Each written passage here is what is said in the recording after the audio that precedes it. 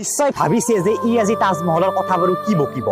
চাওক, আজি মই তাজমহলৰ ইঞ্জিনিয়াৰিঙৰ কথা ক'ম। তাজমহলত ব্যৱহাৰ কৰা কিছুমান এনেকুৱা টেকনিকৰ কথা ক'ম যি শুনিলে আপোনাৰ মূৰ নষ্ট হৈ যাব, বিশ্বাস কৰক। কাৰণ আজিৰ পৰা ৩৬০ বছৰ আগতে মোগল ইঞ্জিনিয়াৰসকলে বা মোগল মিস্ত্ৰীসকলে, মোৰ ভাষাত মিস্ত্ৰী বুলিয়ে কৈছোঁ, এনেকুৱা কিছুমান টেকনিক ব্যৱহাৰ কৰি তাজমহল বনাইছিল যাৰ বাবেতো আজি তাজমহল ইমান ধুনীয়া, যাৰ বাবে আমি গৌৰৱেৰে ক'ব পাৰোঁ যে আমাৰ তাজমহল হৈছে পৃথিৱীৰ ভিতৰত সকলোতকৈ ধুনীয়া অট্টালিকা বা ৭টা আচৰিত বস্তুৰ ভিতৰত আমাৰ তাজমহলো পৰে। তো বলক বেছি লেকচাৰ নামাৰোঁ আৰু আপোনালোকক ক'বলৈ চেষ্টা কৰোঁ যে কি টেকনিক এনেকুৱা ব্যৱহাৰ কৰা হৈছিল তাজমহল বনাওঁতে।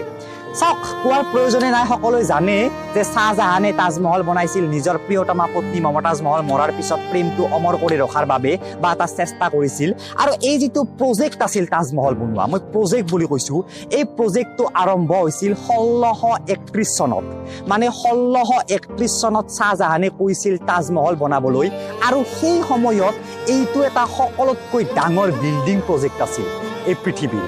কাৰণ শ্বাহজাহানে কৈছিল যে মই তাজমহলত যিমান টকা লাগে সিমান টকা খৰচ কৰিম, যিমান ধন লাগে সিমান ধন দিম, মুঠতে মোৰ তাজমহল এই পৃথিৱীৰ সকলোতকৈ ধুনীয়া আৰু বেষ্ট বস্তু এটা হ'ব লাগিব।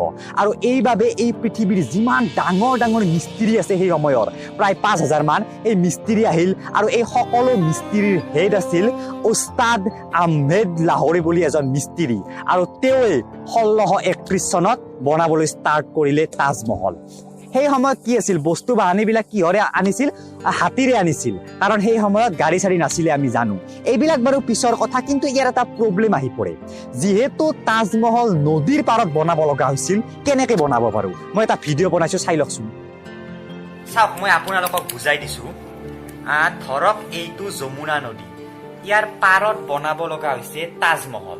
এতিয়া ইয়াত গছ গছনি আছে আৰু এইবিলাক।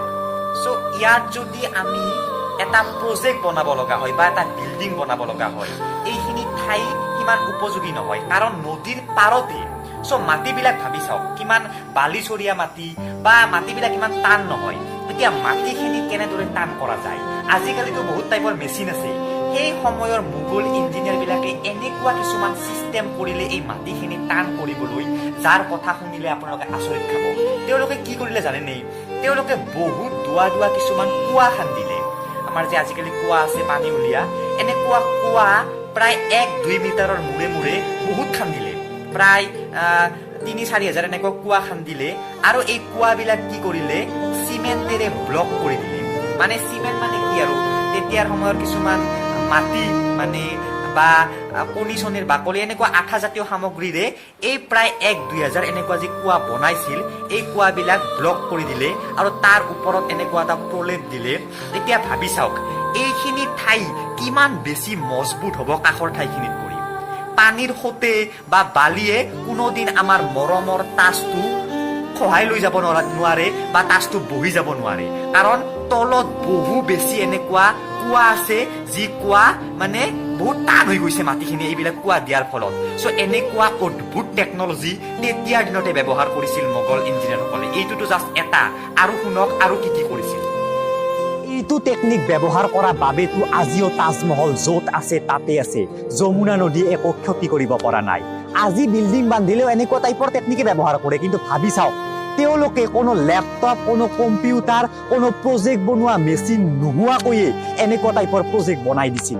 আৰু এতিয়া মই এটা ভিডিঅ' দেখাম যে কোনো লেপটপ, কম্পিউটাৰ, কোনো মেকানিকেল বস্তু নোহোৱাকৈ কেনেকৈ এনেকুৱা অপটিকেল ইলিউশ্যন কৰিবলৈ সক্ষম হৈছিল তাজমহলত, যাৰ বাবে তাজমহল আজি ধুনীয়া, যাৰ বাবে ভূমিকম্পও তাজমহল একো কৰিব পৰা নাই। চাওক, তাজমহল বনাওঁতে এটা বহুত ডাঙৰ প্ৰব্লেম আহিছিল, আৰু এই প্ৰব্লেমৰ চলিউশ্যন তেওঁলোকে কেনেকে লৈছিল মই দেখুৱাই দিছোঁ। চাওক, ধৰি লওক এইটো তাজমহল, ধৰি লওক জাষ্ট মই আঁকিব নাজানো, এনেই আৰু কিবা এটা আঁকি দিছোঁ। ধৰি ল'বৰ বাবে এইটো আমাৰ মৰমৰ তাজমহল। চ' এই তাজমহলৰ কাষত যে স্তম্ভ আছে 4টা, এনেকুৱা টাইপৰ স্তম্ভ আপোনালোকে দেখে। এনেকুৱা টাইপৰ স্তম্ভ আগফালে আছে 2টা, পিছফালে আছে এনেকুৱা টাইপৰ 2টা। চ' এই স্তম্ভ কেইটা যদি পুৰা চিধাকে দিয়ে মিস্ত্ৰীসকলে। আমাৰ চকুৱে এইটো চিধাকে নেদেখে, অলপমান বেকাকে মানে তাজমহলৰ ফালে হালি থকা দেখে। কিহৰ বাবে হয় এইটো নাজানো, এইটো এটা অপটিকেল ইলিউজন যে ডাঙৰ বস্তুৰ কাষত যদি এনেকুৱা অসৰুটা বস্তু থাকে, যদি চিধাকে দিয়া হয় অলপ বেকাকে দেখে। চ' প্ৰথমতেতো বনালে এনেকুৱা স্তম্ভ, আৰু শ্বাহজাহানৰ গালি খাব লগা হ'ল যে কিয় বেকা হৈছে। তেতিয়া মিস্ত্ৰীসকলে ক'লে যে এইটো আমাৰ প্ৰব্লেম নহয়, এইটো একচুৱেলি মানুহৰ চকুৰ প্ৰব্লেম, মানুহৰ চকুৱে এনেকে দেখে। চ' শ্বাহজাহানে নিৰ্দেশ দিলে যে এইকেইটা ভাঙিব লাগে, যিমান বনাইছিল ভাঙি ফালে আৰু বনাব লাগে, অলপমান এইফালে হালি থকা বনাব লাগে যাতে মানুহে চিধাকে দেখে, কাৰণ আমিতো অলপ বেকাকে দেখিমেই। চ' এইকেইটা ভাঙিলে আৰু বনালে, এনেকে বনালে এইবাৰ অলপ বেকাকে, মানে তাজমহলৰ পৰা এনেকে হালি থকা বনালে যাতে আমাৰ চকুৱে সেইটো চিধাকে দেখে। ইয়াৰ এটা প্লাছ পইণ্ট হ'ল তাজমহলটো আমি ধুনীয়া দেখিম। ছেকেণ্ড প্লাছ পইণ্ট হ'ল যদি কেতিয়াবা ভূমিকম্প আহে আৰু এইকেইটা মানে খহি যায়, আমাৰ তাজমহলটোৰ ওপৰত নপৰে, কাৰণ অলপ ইফালে হালি আছে। চ' ক'ত পৰিব? বাহিৰত পৰিব, এনেকে পৰিব। চ' ভাবি চাওক তেওঁলোকৰ মাথা। দুটা কাম হ'ল এটা গুলিত, যে দেখাতো ভাল লাগিব তাজমহল, এইকেইটা পুৰা চিধা দেখিব, আৰু ভূমিকম্প আহিলে আমাৰ তাজমহলটোকো সুৰক্ষা দিব। চ' ৱাও। ইয়াৰ উপৰিও এনেকুৱা টাইপৰ কিছুমান অপটিকেল ইলিউশ্যন ব্যৱহাৰ কৰা হৈছিল তাজমহলত, যে তাজমহলৰ যিখন মেইন দুৱাৰ, মানে তাজমহল নাপাওঁতে যিখন গেট আছে, এই গেটখনেৰে যদি কোনোবাই তাজমহলটো চাই, তেওঁ যিমান ওচৰলৈ আহে গেটখনৰ, সিমানে তাজমহলটো সৰু হৈ গৈ থাকে। জেনেৰেলি আমি এটা বস্তু যদি চাওঁ কি হয়, ওচৰৰ পৰা চালে ডাঙৰ দেখো, দূৰৰ পৰা চালে সৰু দেখো, কিন্তু তাজমহল যদি ওচৰৰ পৰা চোৱা যায় এই গেটখনেৰে, সৰু হৈ যায়, আৰু দূৰৰ পৰা চালে ডাঙৰ হৈ যায়। মানে এইটো ইলিউজন আজিলৈকে কোনেও বুজিব পৰা নাছিল বা পৰা নাই আজিলৈকে, যে কেনেকৈ কৰিলে।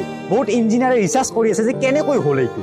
চ' এনেকুৱা টাইপৰ অপটিকেল ইলিউজন ব্যৱহাৰ কৰিছিল যাতে তাজমহল যোনে চাই গুচি যায় ঘৰত, তেওঁ হাৰ্টত লৈ যায়। চাওক, সেই সময়ত তাজমহল বনাওঁতে প্ৰায় 31 মিলিয়ন টকাৰ খৰচ হৈছিল। 31 মিলিয়ন টকা সেই সময়তে। আজিৰ হিচাপত যদি সেই পইচা আমি গণনা কৰিব লগা হয়, প্ৰায় 51 বিলিয়ন টকা হ'ব। 31 মিলিয়ন নহয়, 51 বিলিয়ন হ'ব। তো ভাবি চাওক তাজমহলৰ বাবে কিমান কি কৰিছিল।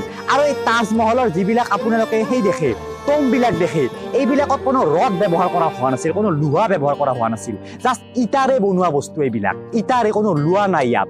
চ' ভাবি চাওকচোন এবাৰ, ইটাৰে বনাই ইমান বছৰ ৰাখি দিছে। সেই সময়ৰ ইঞ্জিনিয়াৰ কেনেকুৱা আছিল, সেই সময়ৰ মানুহবিলাক কেনেকুৱা আছিল, কিমান মানে বেষ্ট কাম কৰিছিল। প্ৰায় 20 বছৰমান লাগিছিল সম্পূৰ্ণ তাজমহলটো তৈয়াৰ হ'বলৈ, আৰু এনেকৈয়ে আজি তাজমহল হৈ পৰিছে পৃথিৱীৰ সকলোতকৈ বেষ্ট বস্তু। চ' আৰু এটা কথা, যেতিয়া বিশ্বযুদ্ধ চলিছিল, দ্বিতীয় বিশ্বযুদ্ধ চলিছিল বা প্ৰথম বিশ্বযুদ্ধ চলিছিল, তাজমহলটো বাহিৰে ঢাকি দিছিল, যাতে তাজমহলটো কোনেও দেখিব নোৱাৰে আৰু তাজমহলটো যাতে এটেক কৰিব নোৱাৰে।